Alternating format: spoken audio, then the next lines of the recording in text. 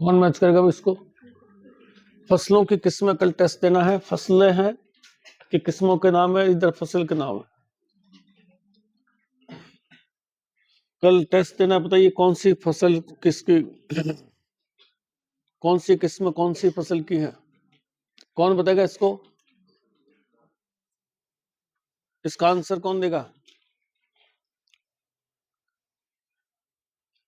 चलिए अब बताइए। ज्योति राजकिरण जौ, चंद्रा मूंगफली,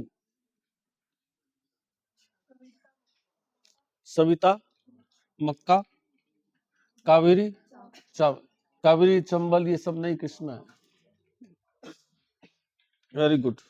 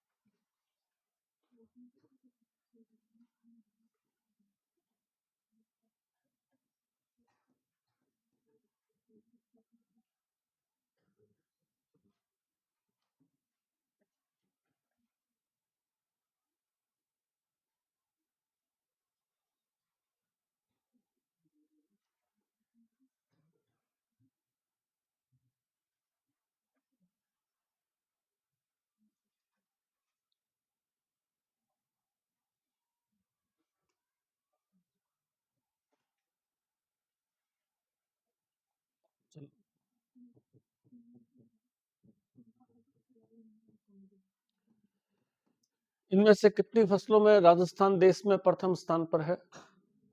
संख्या बताना है।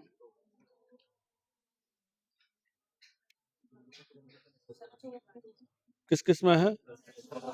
सरसों बाजरा। देश का सरसों कितना परसेंट है? 46%, और बाजरा भी 45-46%। दोनों जो है लमसम। हालांकि इस बार मूंगफली में भी पश्चिम रहा है, लेकिन एज ए जनरल टेंडेंसी सरसों और बाजरे में राजस्थान देश में प्रथम रहता है। सरसों और बाजरा में प्रथम रहता है। इनमें से कितनी रबी की फसलें हैं? इनमें से कितना रबी की फसलें हैं?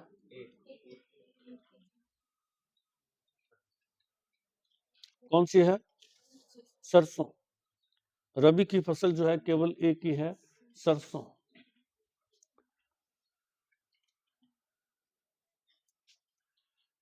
इनमें से कौन सी फसल मुख्यतः दक्षिण पूर्वी राजस्थान की प्रमुख फसल है? सोयाबीन। कहाँ होती है?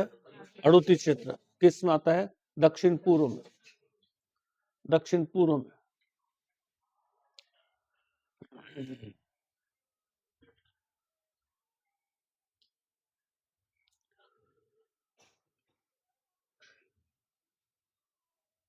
सरसों अनुसंधान केंद्र, जो सरसों अनुसंधान निदेशालय कहलाता है, कब स्थापित हुआ था? 20 अक्टूबर 1993। सरसों अनुसंधान निदेशालय। और सरसों के उत्पादन को बढ़ावा देने के लिए कौन सी क्रांति चलाई गई थी? पीली क्रांति। पीली क्रांति सरसों के अलावा और किसके लिए थी? पीली क्रांति सरसों के अलावा और किसके लिए थी? जोजोबा। जोजोबा भी पीली क्रांति, सरसों भी पीली क्रांति।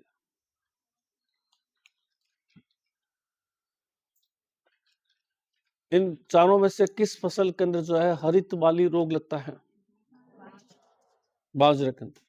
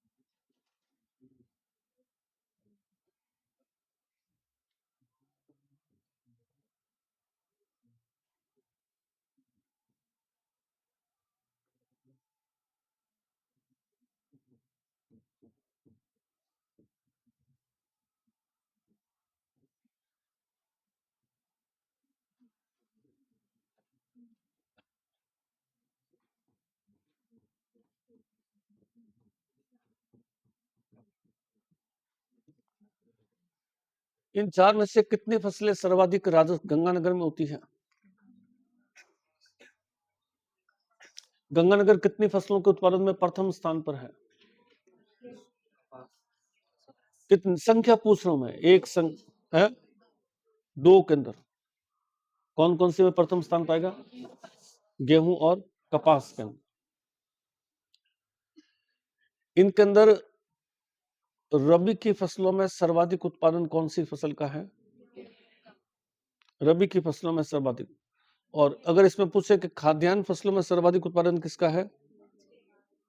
खाद्यान्न फसलों के अंदर सर्वाधिक उत्पादन, खाद्यान्न फसलों में सर्वाधिक उत्पादन कौन सी है? गेहूं है। तोल किसका ज्यादा आता है? अपन ने पढ़ा किसका आता है? गेहूं का ज्यादा आता है। रबी की सर्वाधिक फसल कौन सी? सर्वाधिक तो गेहूं है। खाद्यान्न फसल कौन सी सर्वाधिक है? तो गेहूं है। और किस फसल में, कौन सी फसल इनमें राजस्थान में सबसे ज्यादा बोई जाती है? बाजरा। बुआई बाजरे की होती है, उत्पादन गेहूं का ज्यादा है। बाजरे में पहला स्थान है, फिर भी गेहूं ज्यादा होता है राजस्थान में। बाजरे में राजस्थान देश में पहला स्थान है, लेकिन बाजरे का तोल फिर भी कम है। किसकी तुलना में? गेहूं की तुलना। क्योंकि गेहूं क्या है? सिंचित क्षेत्र की फसल है, और बाजरा है बरानी क्षेत्र की फसल। तो बरानी में जैसे परसों बारिश आई, कुछ फसल खराब हो गई। सिंचित क्षेत्रों में फसल कम खराब हो, या सूखा हो गया, अनियमित बरसात हो गई। सिंचित क्षेत्र में फसल, गेहूं जो है वो प्राय सिंचाई सुविधा जहां होती है वहां लिया जाता है। बाजरे का सर्वाधिक उत्पादन कहां होता है?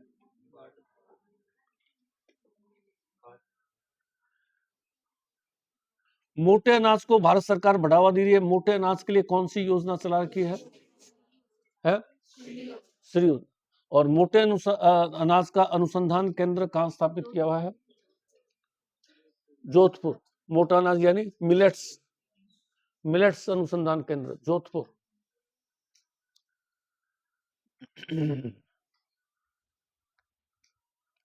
राजस्थान के कौन से जिले में जो है सर्वाधिक जो है रासायनिक खाद का प्रयोग होता है? गंगानगर। रासायनिक खाद का प्रयोग गंगानगर में अंधाधुंध होता है, इसलिए वहां पर गेहूं भी ज्यादा है, कपास भी ज्यादा है, अन्य फसलें। और कौन सा जिला जो है वो रासायनिक खाद का प्रयोग नहीं करता है? डूंगरपुर। इसमें कृषि जलवायु खंड है, वो लिखो करवाऊंगा मैंने तो सिर्फ शॉर्ट में करवा दिया था। सबसे बड़ा जलवायु खंड कौन सा है?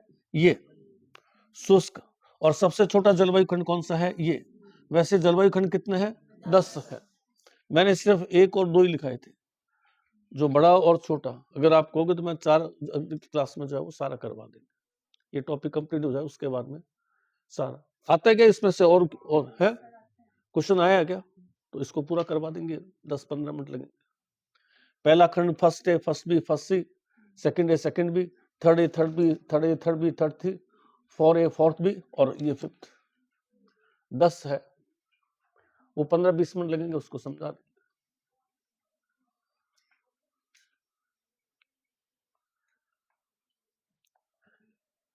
राजस्थान में चावल अनुसंधान केंद्र कहां स्थापित किया हुआ है? बांसवाड़ा केंद्र। और बाजरा अनुसंधान केंद्र गुड़ामलानी, बालोतरा, बालोतरा में आ गया गुड़ामलानी।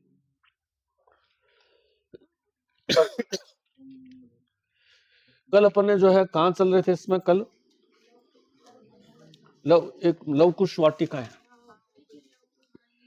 चलो योजनाएं चल रहे थे ना, मैं दोबारा से रिवाइज कर रहा हूं। योजनाएं, पहली योजना अपने ली राजस्थान की सबसे पुरानी योजना कौन सी है? रूख भायला कार्यक्रम। राजस्थान की योजनाओं में सबसे पुरानी योजना कौन सी है? रूख भायला। रूख माने पेड़, भायला मतलब मित्र, वृक्ष मित्र कार्यक्रम रूख भायला 1985 में राजीव गांधी द्वारा डूंगरपुर से शुरू किया गया था। राजस्थान में वृक्षारोपण की पहली योजना थी जो 1985 में स्टार्ट हो गई थी, आज से 40 साल पहले राजीव गांधी ने जो है डूंगरपुर से स्टार्ट की थी। उसके बाद में हमारे यहाँ जो है एक कार्यक्रम डीडीपी भी शुरू हुआ था, डेजर्ट डेवलपमेंट प्रोग्राम, रेगिस्तान को विकसित करने के लिए, रेगिस्तान में वृक्षारोपण करने के लिए। कब स्थापित हुआ था? 1977 के अंदर। यह कार्यक्रम 100% केंद्र सरकार की सहायता से था। वर्तमान में यह 75 और 25 होगा। केंद्र सरकार 75 ही देती है, 25 राज्य सरकार देती है। इस मरु विकास कार्यक्रम का उद्देश्य मरुस्थल के अंदर वृक्षारोपण करके मरुस्थल को आर्थिक रूप से लाभदायक बनाना, मरुस्थल को हरा भरा करना। कितने जिलों में चल रहा है ये मरुस्थल को हरा भरा करना? कितने जिलों में चल रहा है डीडीपी प्रोग्राम? 16 जिलों में। वर्तमान में मरुस्थलीय जिले कितने हैं? जब ये प्रोग्राम शुरू किया था तब 12 मरुस्थलीय जिले थे, तो भी ये 16 में चला गया था। तो उस समय भी क्वेश्चन आता है, कई लोग कंफ्यूजन के अंदर जो है वो 12 कर देते कि मरुस्थल के जिले तो 12 ही है। अब तो मरुस्थल के जिले भी 16 डिक्लेयर हो गए। 16 मरुस्थलीय जिलों में चलाया जा रहा है। 1977 से चल रहा है। पहले 100% केंद्र सरकार का था, अब 75 और 25 का रेशियो हो गया। मरुस्थल को विकसित करना वृक्षारोपण द्वारा, मरुस्थल को आर्थिक रूप से लाभप्रद बनाना। अरावली वृक्षारोपण कार्यक्रम शुरू हुआ था 91-92 के अंदर, जो कि 10 जिलों में चलाया गया था। 10 साल के लिए 2000 के अंदर इसको खत्म कर दिया गया था। जापान की संस्था JICA, Japan international corporation agency, Japan की सहायता से चला गया था। अरावली को हरा भरा करना, वृक्षारोपण करना। अब तो अरावली के लिए ग्रीन बेल्ट बनाया जा रहा है। कितने किलोमीटर का है? 700 + 700। अरावली की कुल लंबाई कितना है ये ध्यान रखना, 692। तो इधर से इधर कर देंगे 692, यानी लगभग 700 हो गया। और फिर इधर से स्टार्ट करके वापस, और ये बीच में ये अरावली पर्वतमाला होगी। अरावली के दोनों तरफ क्या है? ग्रीन बेल्ट बनाया जा रहा है। बार बार अरावली का हर बार आता है। सुप्रीम कोर्ट, हाई कोर्ट सभी जो है वो चिंतित है कि अरावली जो है वो तेजी से लुप्त हो रही है, और लुप्त होने पर राजस्थान के लिए, हरियाणा के लिए, दिल्ली तक के लिए खतरा है। राजधानी दिल्ली जो है उसको भी खतरा हो जाएगा। डेजर्ट्स फिर दिल्ली की तरफ मुंह करेगा। इसलिए सुप्रीम कोर्ट ने भी बार बार अरावली वृक्षारोपण, अब तो एक हरित पट्टी बनाई जा रही है 700 किलोमीटर, ताकि अरावली को प्रोटेक्शन कर सके। ये तो 10 साल के लिए चली थी, जापान की सहायता से अरावली को हरा भरा करना। उसके बाद में आदिवासियों के लिए कौन सी योजना बताई थी अपन ने? वन धन योजना 2015-16 में स्टार्ट हुई थी। वन धन योजना, वे आदिवासी जो वन क्षेत्र में बसे हुए हैं, नेशनल पार्क सेंचुरियों के अंदर बसे हुए हैं या उनके नजदीक है, उनका जीवन उन्हीं पर निर्भर है, पेड़ पौधों पर, उनको जो है रोजगार के अन्य साधन उपलब्ध कराना, वन क्षेत्र से बाहर लाना, रोजगार के अल्टरनेट साधन, ताकि वो पेड़ नहीं काटे। और इसी के अंदर एक केंद्र सरकार की योजना और आ रही है, वन धन। कौन सी है वो? कहते ना, वन धन विकास योजना। वन धन विकास योजना के अंदर जो है वो उनको जो है कृषि के अलावा रोजगार के अन्य साधन जो है वो मुहैया कराया जाए। बच्चों के लिए लवकुश वाटिकाएं सभी जिलों में स्थापित होगी। एक लवकुश वाटिका पर जो है वो 2 करोड़ रुपए खर्च होंगे। वन क्षेत्रों में स्थापित होगी, वन क्षेत्र के नजदीक स्थापित होगी। बच्चों को स्कूलों से जो है वो प्रोग्राम के तहत वहां ले जाया जाएगा। उनको जो है पर्यावरण के बारे में जानकारी, पर्यावरण संरक्षण के बारे में शुरू से ही उनको जो है जानकारी देना, पेड़ पौधों के प्रति बच्चों में अट्रैक्शन करना, ये सभी जो है लव कुश वाटिकाओं के माध्यम से किया जाएगा। उसके अलावा 7वें नंबर पर, 6ठे नंबर पर है हरित राजस्थान कार्यक्रम, 2009 में स्टार्ट हुआ था। हरित राजस्थान कार्यक्रम, इसमें राजस्थान देश का एकमात्र ऐसा राज्य है जिसके अंदर मनरेगा योजना के अंदर जो है वो वृक्षारोपण की परमिशन दी गई। बाकी मनरेगा में केवल निर्माण कार्य कर सकते हैं आप, मशीनरी का इस्तेमाल नहीं कर सकते, केवल निर्माण कार्य कर सकते हैं। मनरेगा में रजिस्टर्ड होता है तो पहले महिलाओं को प्राथमिकता मिलती है, देन आफ्टर पुरुषों को प्राथमिकता दी जाती है। जो भी रजिस्ट्रेशन करवाता है विद इन 15 डेज उसको रोजगार मिलता है। साल में 100 दिन का था, अब 125 दिन का कर दिया। तो वो अपन योजना में आगे देखेंगे। तो मनरेगा के अंदर हरित राजस्थान कार्यक्रम जो है चलाएगा राजस्थान के अंदर। 8वां किसका है? 8वें कौन सी योजना लिखी है? 8वां जो है फिर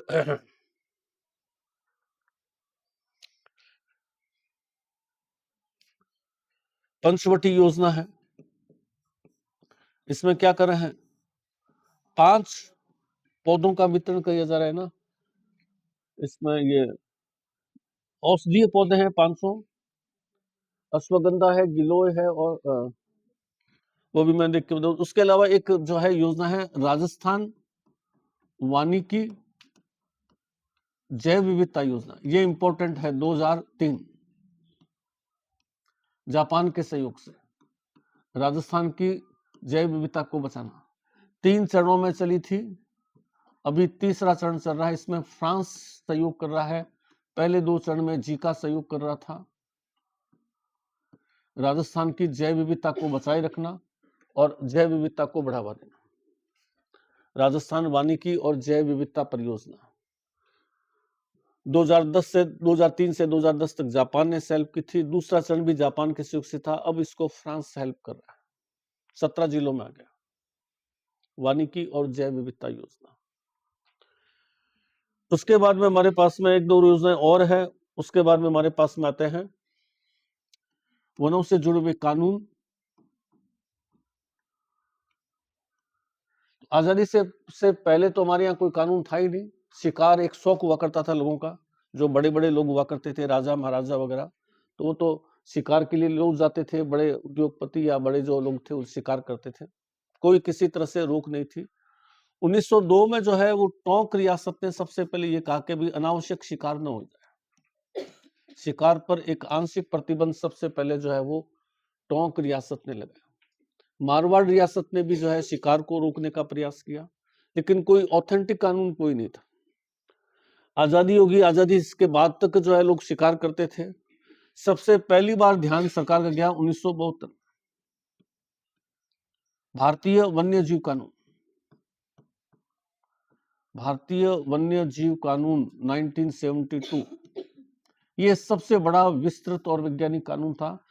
शिकार करना, वन्य जीव का शिकार करना, वन्य जीव उत्पाद का व्यापार करना, वन्य जीवों को अवैध रूप से नजरबंद रखना। जैसे कई लोग घर के अंदर जो है सांप पाल लेते हैं, नेवला ये जैसे रखते हैं। वन्य जीवों को अवैध रूप से नजरबंद रखना, या वन्य जीवों का व्यापार करना। कई लोग कछुए बेचते हैं, वो बेचते हैं, इस तरह से ये सारे के सारे बैन किया। आपने किसी मार्केट में गए, किसी ने कहा कि मेरे पास में हिरण की ये खाल है और इसका ये बैग है, आप ले जाओ, तो वो व्यक्ति या तो उसका लाइसेंस देगा आपके साथ, और नहीं तो जो बेचने वाला है वो भी अपराधी है, जो खरीद रहा है वो भी अपराधी है। तो वन्य जीव उत्पाद का हर तरह से व्यापार भारत सरकार ने निषेध कर रखा।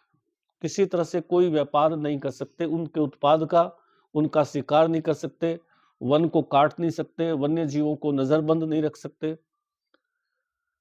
दूसरा आया था 1980 के अंदर कानून वन संरक्षण अधिनियम। कोई व्यक्ति वनों में जाकर के और खेती नहीं कर सकता, खेती करने के लिए क्या करेंगे आप? पेड़ पौधे काटने पड़ेंगे, तभी खेती हो पाएगी। कोई व्यक्ति वनों में जाकर के खेती नहीं कर सकता, कोई व्यक्ति वनों में जाकर के कोई फैक्ट्री वगैरह नहीं लगा सकता, और वनों में सभी तरह की व्यापारिक गतिविधियां, सभी, तो किसी ने मान लो रिसोर्ट स्थापित कर लिया, किसी ने कोई ये पार्क होता है ना, जैसे ये मनोरंजन पार्क बना दिया, हर तरह से व्यापारिक गतिविधियों को प्रतिबंध किया हुआ है। उसके बाद में 2005 में हमारे साथ में पास में जो है राजस्थान वानिकी और जैव विविधता कानून आया, राजस्थान जैव विविधता कानून। राजस्थान की जैव विविधता को नुकसान पहुंचाना, जैव विविधता को बचाए रखने के लिए होता। संविधान का हमारे जो अनुच्छेद 48 है, उसमें भी ये कहा हुआ है कि वनों की कटाई करना, वन्य जीव या पशुओं के साथ क्रूरता करना, ये सभी प्रतिबंधित है।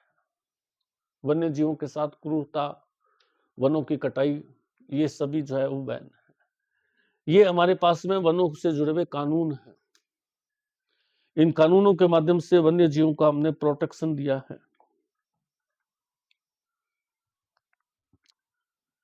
लाभ, देखिए भौगोलिक लाभ तो वनों से बहुत सारे हैं।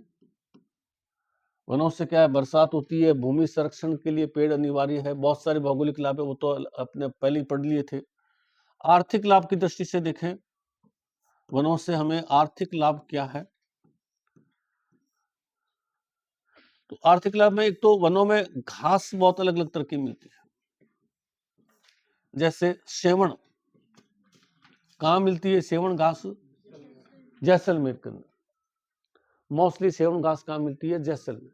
सबसे पौष्टिक घास है पशुओं के लिए। गोडावन जो हमारा राज्य पक्षी है, उसकी हैबिटेट है, उसका संरक्षण है। सेवण जब सूख जाती है तो उसको जो है लीलोण कहा जाता है, और ये पशुओं के चारे के लिए सबसे बेस्ट घास है। इसी तरह से धामण घास है, ये भी पशु आहार है, और धामण घास जो है ये डायबिटीज, मधुमेह रोग के उपचार के काम में ली जाती है। मधुमेह रोग के उपचार के काम में ली जाती है। इसी तरह से जो है ताल छापर वगैरह के अंदर कौन सी घास मिलती है? एंसा तो वहां भरतपुर में है। ताल छापर में जो मोथिया घास, मोथिया कहते हैं या मोथिया कहते हैं, यह ताल छापर में जो काले हिरण है, उन काले हिरणों की जो है प्रिय घास है, काले हिरणों का भोजन है। ताल छापर जो चूरू में अभ्यारण्य है, वहां मोथिया घास काले हिरणों की। बीकानेर में कौन सी घास मिलती है? बुर घास। बुर घास जो है वो खुशबूदार भी होती है,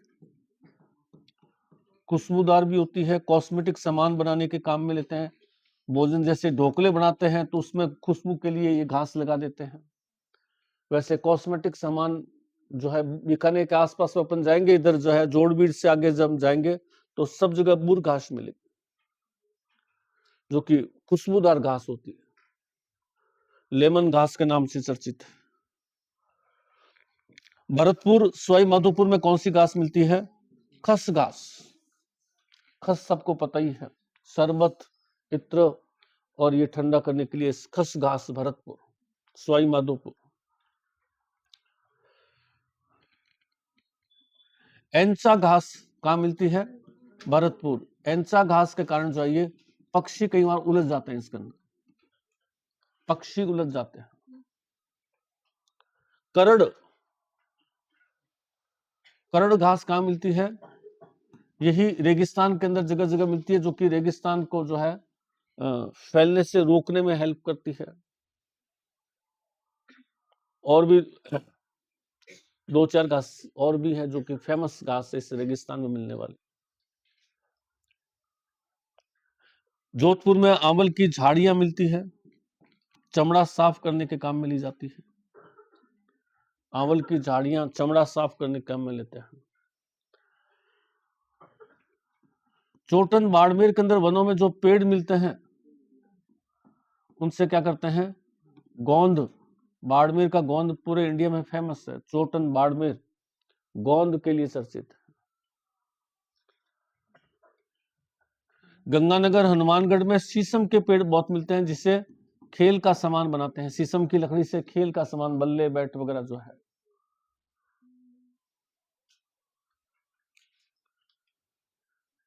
रेगिस्तान के अंदर हमें सबसे अधिक जो है वो औषधीय पौधे मिलते हैं।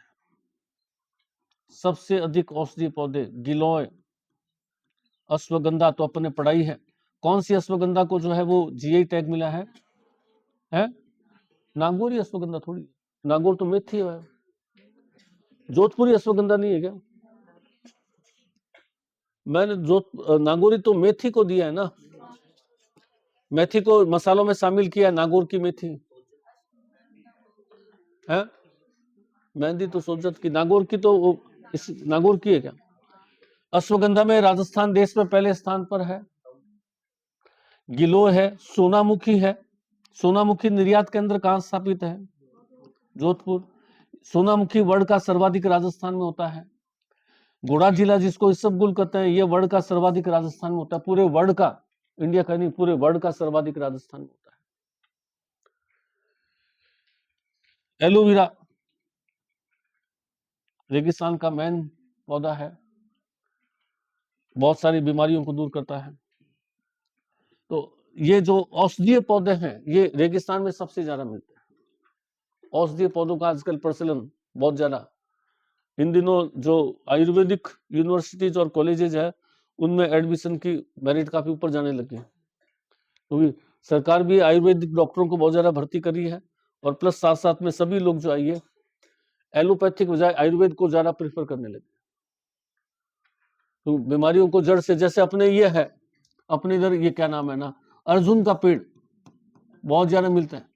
और आप चले जाइए हॉस्पिटल में, डॉक्टर खुद कहता है कि अर्जुन की जो है छाल को उबाल करके पीजिए, सर्दियों में हार्ट मजबूत रहेगा। आती बोतल्स भी आती है 40 रुपए की बोतल भी आती है, बोतल से जी अर्जुन के छाल का वो पानी देते हैं। तो ये जैसे अर्जुन है, इसके छाल जो है वो सर्दियों में जो है वो हार्ट को मजबूत करने के लिए लोग बाग खूब लेते हैं। और ऐसे बहुत सारे औषधीय पौधे जो है ना, ये अश्वगंधा है, ये बुखार में, इनमें इस अश्वगंधा को तो लोग वजन कम करने के लिए भी काम में लेते हैं। जिसका वजन बढ़ जाता है तो वजन कम करना है तो उसके लिए भी अश्वगंधा काम। ये चीजें आयुर्वेद के अंदर काफी पॉपुलर होगी आज।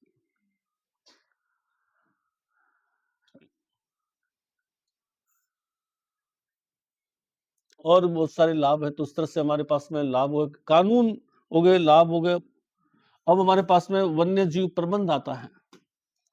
वन्य जीव प्रबंध,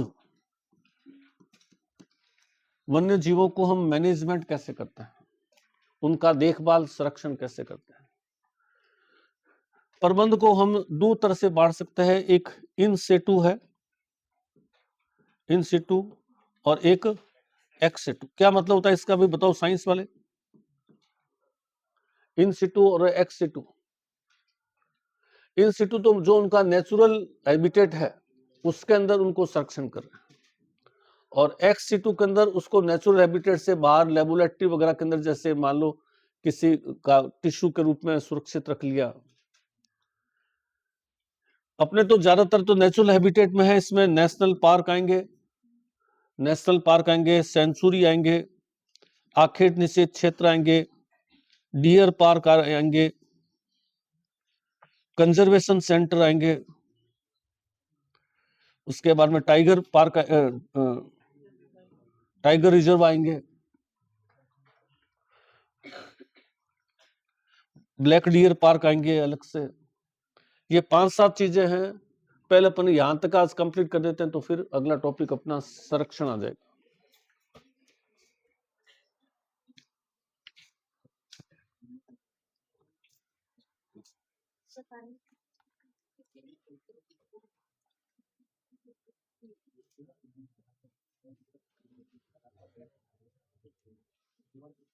अगला आ जाइए पंचवटी योजना।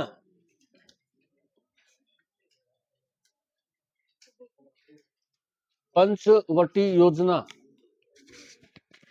पंचवटी योजना।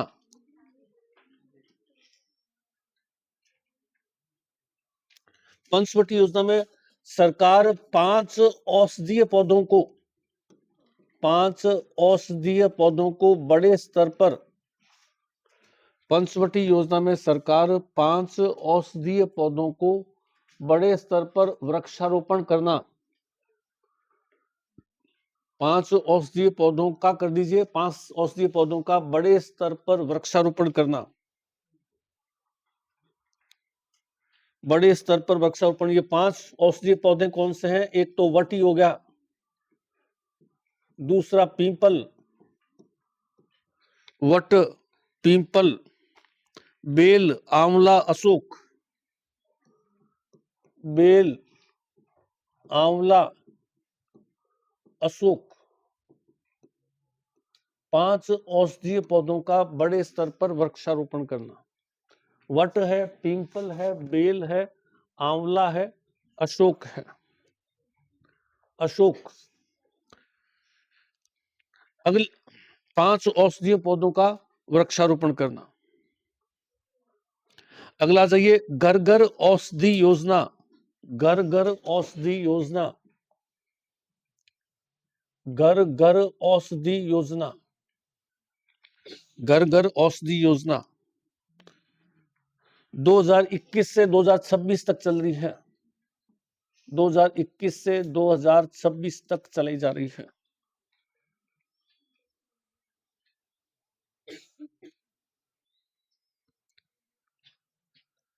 सरकार की तरफ से 4 औषधीय पौधों का, सरकार की तरफ से 4 औषधीय पौधों का, सरकार की तरफ से 4 औषधीय पौधों का घर घर निःशुल्क वितरण किया जा रहा है, घर घर निःशुल्क वितरण किया जा रहा है। किसी के घर में आए क्या औषधीय पौधे निःशुल्क? किसी घर में कागजों में तो खूब बुक बांटा है भाई, आई नहीं किसी के पास। उधर हमारे तो उधर बांट रहे थे, घर घर फ्री में आकर के 5 पौधे भाई साहब ये उगाइए, आप गमले में उगाइए, आपके काम आएगा आगे।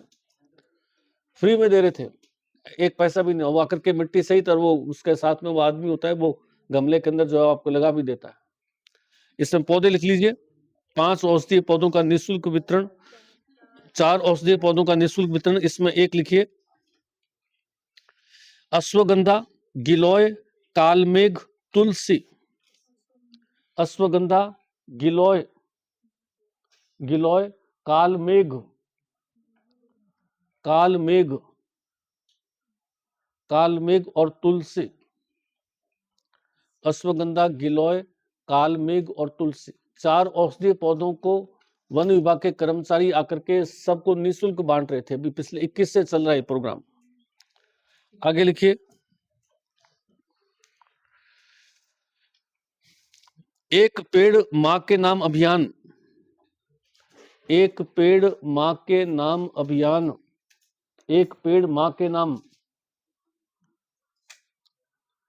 एक पेड़ मां के नाम अभियान 5 जून 2024 को, 5 जून 2024 को प्रधानमंत्री मोदी द्वारा शुरू किया गया।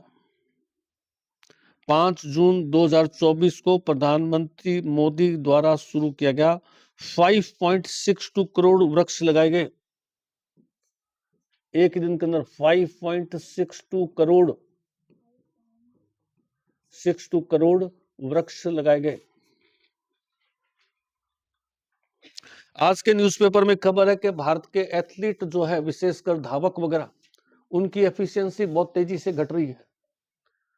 कारण क्या है कि भारत में जो सिटीज है उसमें पॉल्यूशन की रेट बहुत ज्यादा बढ़ रही है, और पॉल्यूशन का असर किस पर पड़ता है? लंग्स पर पड़ता है, रेस्पिरेशन पड़ता है। अब लंबा धावक है तो उनके तो रेस्पिरेशन स्ट्रेंथ अच्छी होनी चाहिए, उनकी एफिशिएंसी निरंतर कम होती जा रही है। पॉल्यूशन में रहेंगे तो लंग्स पर असर पड़ेगा, तो देश के जो एथलीट है उनकी भी जो है एफिशिएंसी कमजोर। सुप्रीम कोर्ट का जो चीफ जस्टिस वो करता है, दिल्ली रहने के लायक नहीं रहा है। दिल्ली के अंदर हम पॉल्यूशन इतना ज्यादा कि हम कहाँ जाए, दिल्ली रहने के हिसाब से नहीं। तो सबको प्रभावित करे। इवन हमारे जो खिलाड़ी जो खेलते हैं अंतर्राष्ट्रीय राष्ट्रीय मैचों के अंदर, उनके भी लंग्स प्रभावित हो। तो पॉल्यूशन से बचने का एक ही तरीका है कि आप अधिक से अधिक जो है वृक्षारोपण करो, घर में 5, 7, 10 पेड़ लगाओ, ताकि घर के अंदर तो एनवायरमेंट कम से कम वाइब्रेशन पॉजिटिव रहे। वाइब्रेशन पॉजिटिव रहने से ही तो मन लगा रहता है घर में। वाइब्रेशन पॉजिटिव के लिए क्या है कि आप 1-2 फूल, 2-4 गमले, 5-7 गमले लगाओ, रोज उसको गार्डनिंग करो। इससे दिमाग अच्छा, वाइब्रेशन पॉजिटिव रहेंगे घर के। क्योंकि पॉल्यूशन एक बहुत बड़ा वर्ल्ड प्रॉब्लम है एट प्रेजेंट, इंडिया के नहीं पूरे वर्ल्ड की प्रॉब्लम।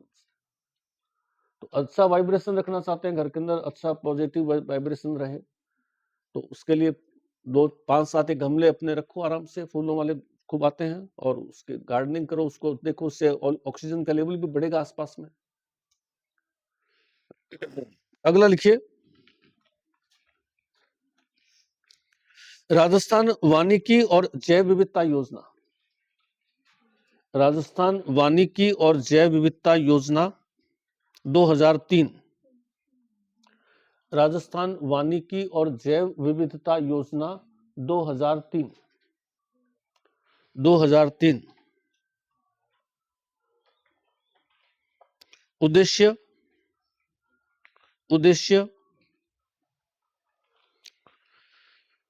वन व जैव विविधता को बढ़ाना। उद्देश्य, पहला उद्देश्य लिख लीजिए, वन और जैव विविधता बढ़ाना। उद्देश्य वन और जैव विविधता को बढ़ाना,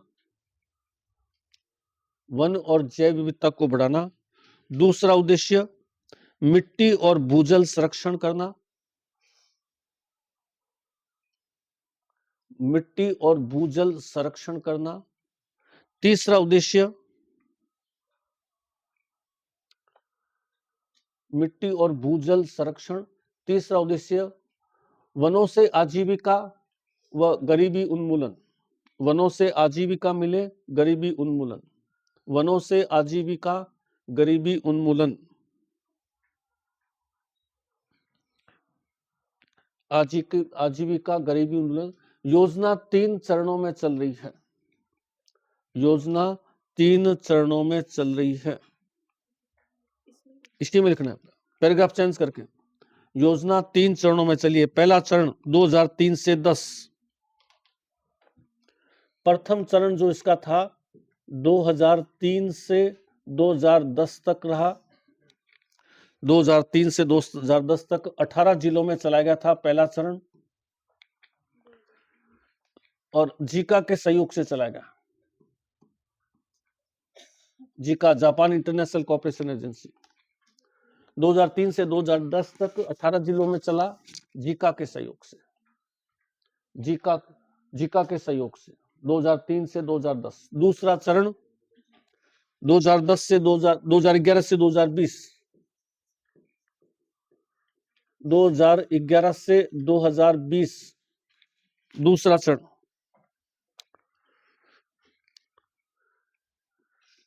10 मरुस्थलीय, 5 गैर मरुस्थलीय, कुल 15 जिलों में चलाया गया। 10 मरुस्थलीय, 5 गैर मरुस्थलीय, 15 जिलों में चला गया। 15 जिलों में चला गया। जीका के सहयोग से चला। जीका के सहयोग से चला दूसरा चरण, जीका के सहयोग से। ये तीसरा चरण वेरी इंपॉर्टेंट है, क्योंकि इसमें सारा चेंज आ गया। तीसरा चरण को पूछ रहे हैं भी एग्जाम में। तृतीय चरण 2023 से शुरू हुआ है। कब तक चलेगा इसका कोई निश्चित नहीं है। 2023 से शुरू हुआ है, 13 जिलों में शुरू किया गया है। 2023 से शुरू हुआ है, 13 जिलों में चलाया गया है। इस बार फ्रांस की संस्था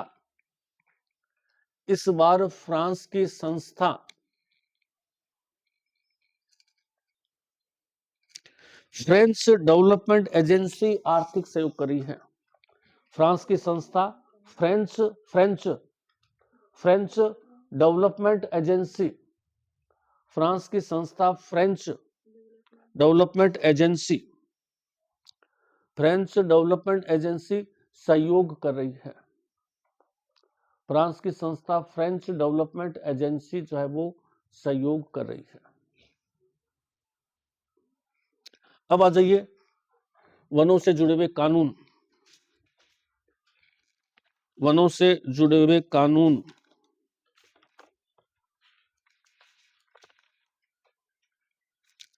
वनों से जुड़े हुए कानून, तो इसमें लिखिए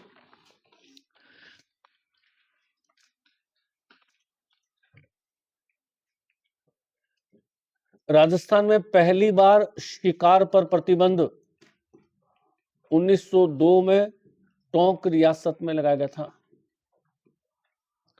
राजस्थान में पहली बार शिकार पर प्रतिबंध 1902 में टोंक रियासत में लगाया गया था। पहली बार शिकार पर प्रतिबंध 1902 में टोंक रियासत में लगाया गया था। टोंक रियासत में लगाया गया था। बाकी फिर बाद में छोटे मोटे कानून आए, कोई विशेष नहीं थे। पहला बड़ा कानून आता है भारतीय वन्य जीव कानून 1972। भारतीय वन्य जीव कानून 1972।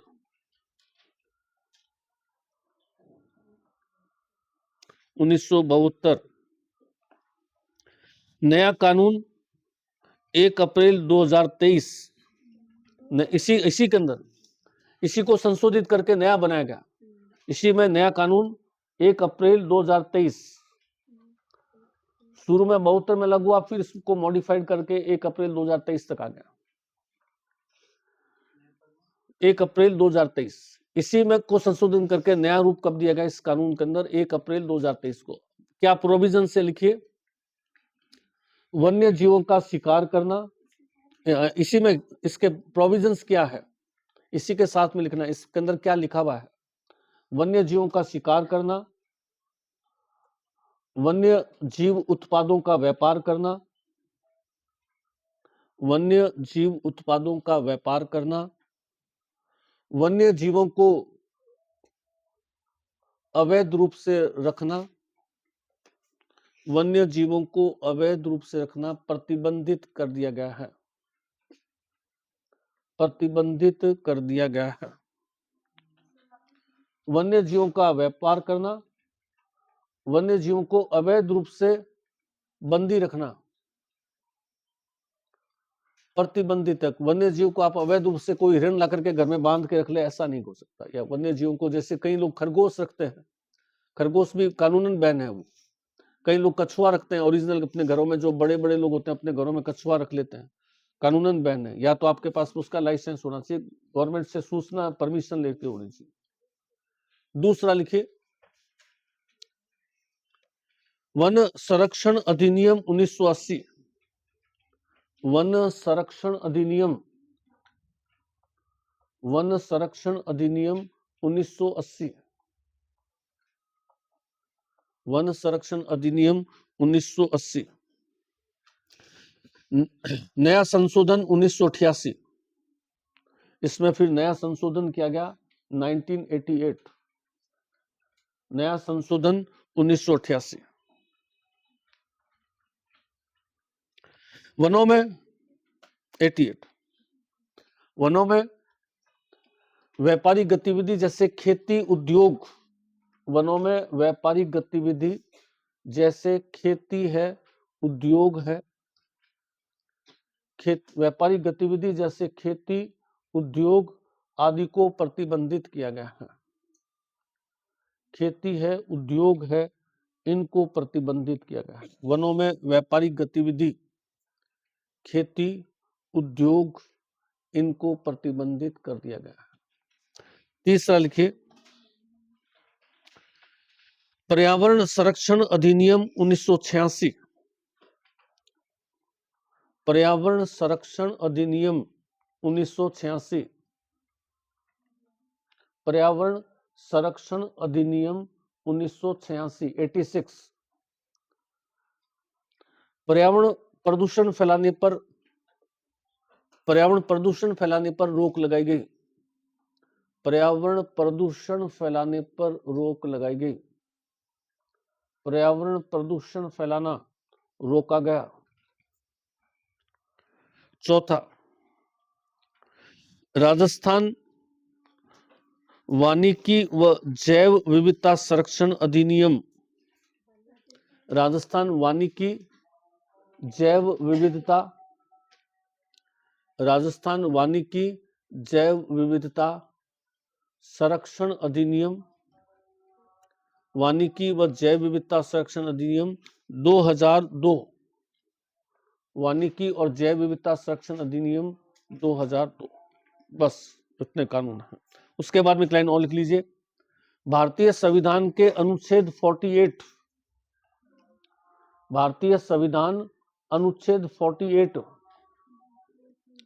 भारतीय संविधान के अनुच्छेद 48 में पर्यावरण संरक्षण व पशु क्रूरता को प्रतिबंधित किया हुआ है। पर्यावरण संरक्षण, पशु क्रूरता को प्रतिबंधित किया हुआ है। भारतीय संविधान अनुच्छेद 48 पर्यावरण संरक्षण, पशु क्रूरता को प्रतिबंधित। जैसे किसी के पास बैल है और बैल पर इतनी बोरियां रख दी कि वो बैल चला ही नहीं जा रहा है। ऐसा भी तो देखते हैं ना, कई बार बहुत ज्यादा होगी, किसी के पास में ऊंट है, ऊंट को वो या कोई प्रॉपर चारा वारा नहीं दे रहा है, भूखा मर रहा है, प्रॉपर केयर नहीं कर रहा, पशु क्रूरता नहीं होनी चाहिए। आगे आ जाइए, नेक्स्ट, वनों से लाभ, वनों से लाभ। पहला आ जाइए घास, पहला आ जाइए घास।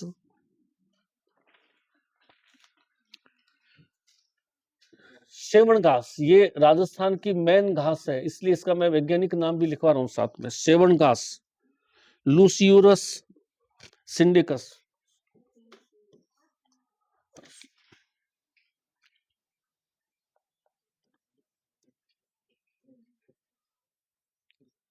लेसियूरस सिंडिकस,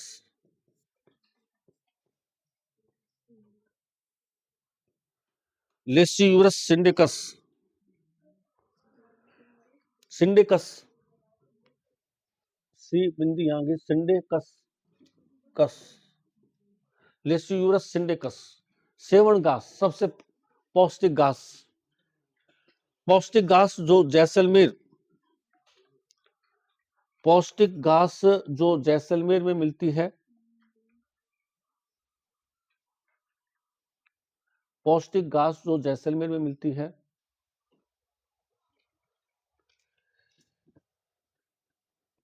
राज्य पक्षी गोडावन का आवास है, राज्य पक्षी गोडावन का आवास है, राज्य पक्षी गोडावन का आवास है, और राज्य पक्षी गोडावन का आवास है, और सूखने पर इसे लीलोन कहा जाता है, सूखने पर इसे लीलोन कहा जाता है, सूखने पर लीलोन कहा जाता है।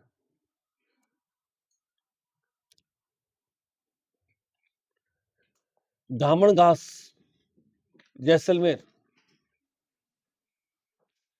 धामण घास जैसलमेर, पशु आहार और कॉमा करके, पशु आहार और मधुमेह बीमारी के उपचार में काम ली जाती है, पशु आहार और मधुमेह, मधुमेह बीमारी के उपचार में काम ली जाती है, मधुमेह बीमारी के उपचार में काम में ली जाती है।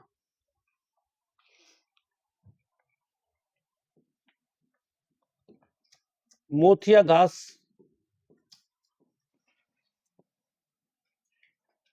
ताल छापर सेंचुरी चूरू, मोथिया घास, ताल छापर सेंचुरी चूरू, ताल छापर सेंचुरी चूरू, मोथिया घास काले हिरणों का प्रिय भोजन है। तो मोथिया घास, ताल छापर सेंचुरी चूरू ताल छापर चूरू काले हिरण का भोजन है, काले हिरण का भोजन है।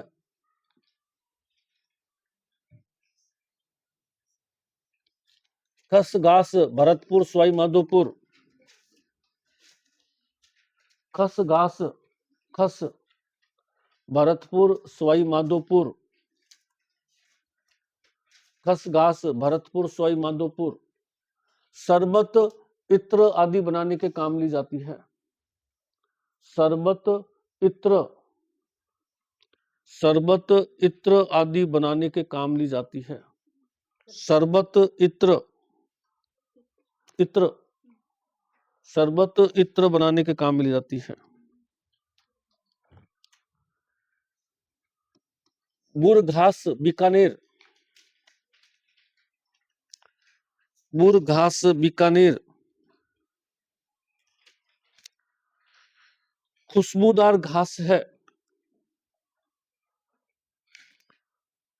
खुशबूदार घास है, तेल साबुन आदि बनाने काम में लेते हैं, खुशबूदार घास है, तेल साबुन बनाने के काम लेते हैं।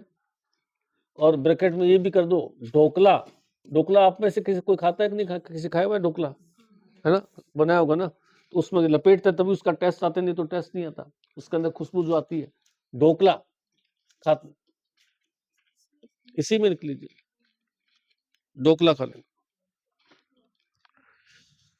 डाब, डाब नेक्स्ट,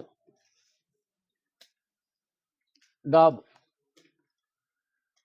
क्या चीज है, डाब ऐसा माना जाता है कि ग्रहण जो होता है उस दौरान जो रेडिएशन आता है तो उससे खाने पीने की चीजें खराब हो जाती है, तो जो पकी हुई चीजें जैसे रोटी सब्जी है वो तो पशुओं को दे देते हैं, लेकिन घर में मान लीजिए अब चावल का स्टॉक है 10 किलो का, गेहूं का स्टॉक है 15 किलो का, आटा पड़ा है 15-5 किलो, सब्जी पड़ी है, तो वो तो फेंक नहीं सकते, तो उसमें एक घास की पत्ती डाल देते हैं ताकि ग्रहण का प्रभाव उस पर ना हो। और जो पकी हुई चीज है जैसे सब्जी बना के रखी हुई है, रोटी रखी हुई है, तो वो पशुओं को दे देते हैं। तो डाब ग्रहण के प्रभाव को रोकने के लिए भोजन के अंदर मिलाई जाती है, डाब घास ग्रहण के प्रभाव को रोकने के काम में लेते हैं, ग्रहण के प्रभाव को रोकने के काम में लेते हैं।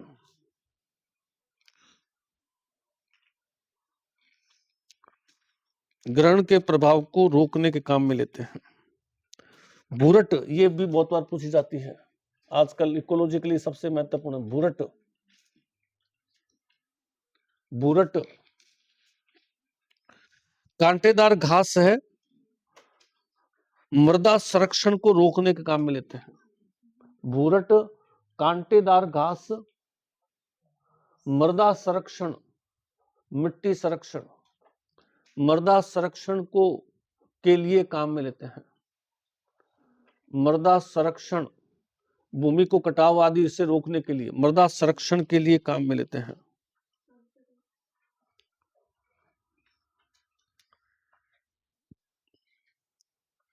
एंचा घास भरतपुर, एंचा घास भरतपुर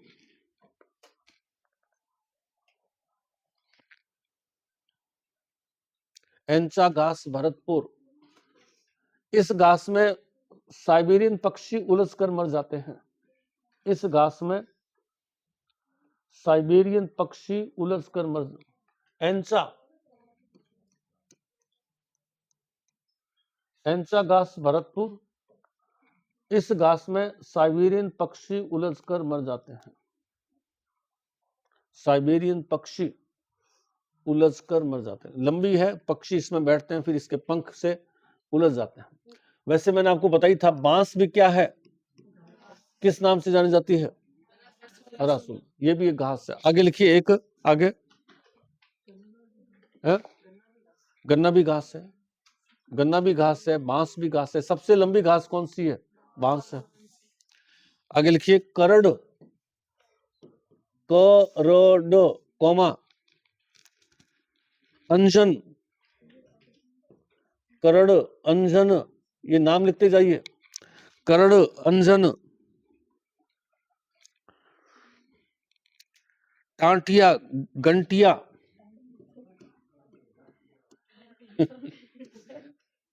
गंटिया, ये सब घास के नाम है।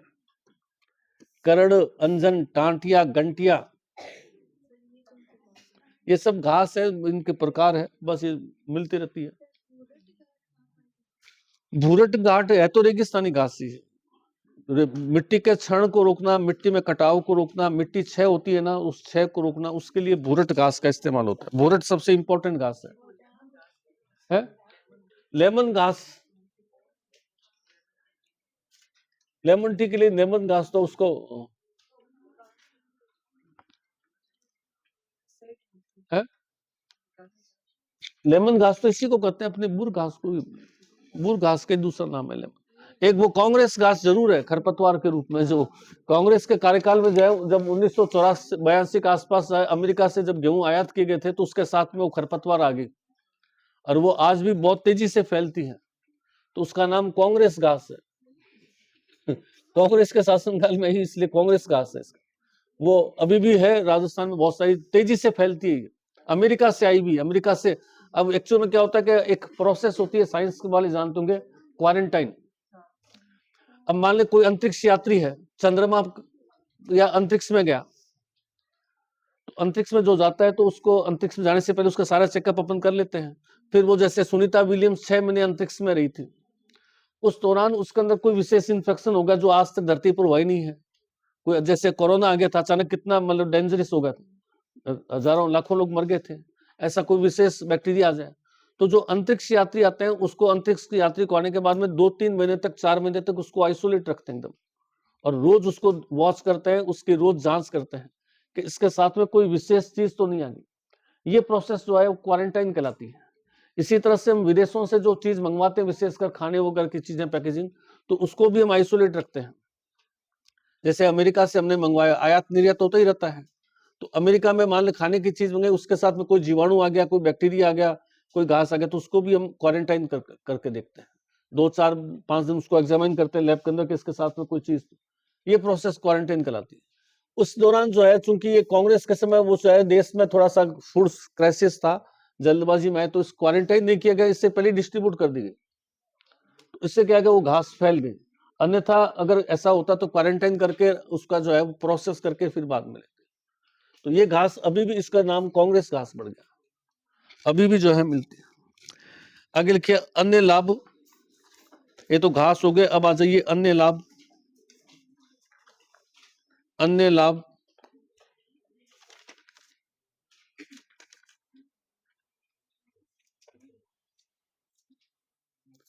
चौहटन बाड़मेर, चौहटन बाड़मेर,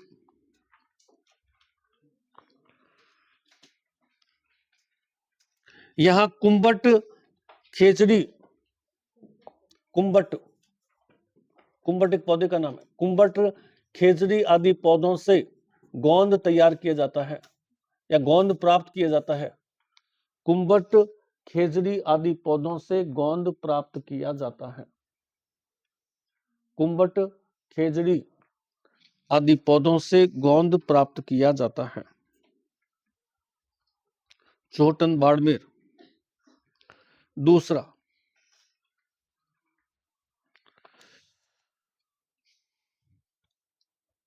उदयपुर में अर्जुन के वृक्ष लगाए गए हैं, हृदय रोग या हृदय को मजबूत करने काम में लेते हैं। उदयपुर में अर्जुन के पेड़, इसकी छाल हृदय रोग का उपचार करती है या हृदय को मजबूत करती है, छाल हृदय को मजबूत करती है।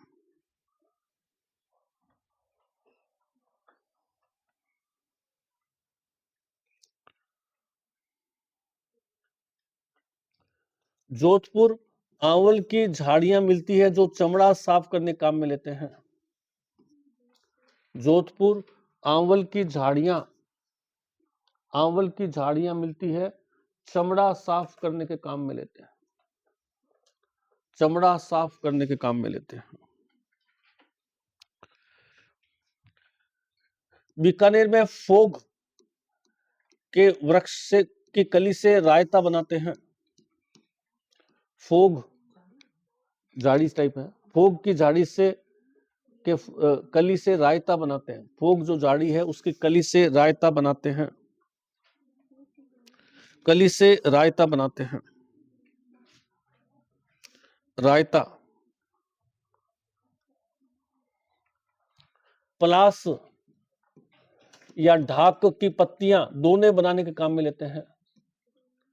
पलास या ढाक की पत्तियां, दोना, दोना होता है ना, जैसे ये जो पत्तल दोने होते हैं ना, पत्तल में तो आजकल खाना बंद हो गया, पहले वो पत्तल वाली होती थी, इसकी पत्ती किसकी होती है? पलास की होती है। दोने देते हैं ना, जो ये कई पुचके वाले दोने वगैरह देते हैं ना, जिसमें यूज एंड थ्रो होता है, फेंक दिया, तो वो किसकी पत्ती होती है? पलास की पत्ती। आगे लिखिए। खींप की फली खिंपोली के रूप में खामे ना। खींप भी एक पेड़ का झाड़ी का नाम है, खींप। खींप की फली खिंपोली, ये भी रायता बनाते हैं। खिंपोली, खींप की फली खिंपोली रायता बनाते हैं। खींप की फली खिंपोली, खिंपोली कहलाती है, रायता बनाने के काम में लेते हैं, रायता बनाने के काम में लेते हैं।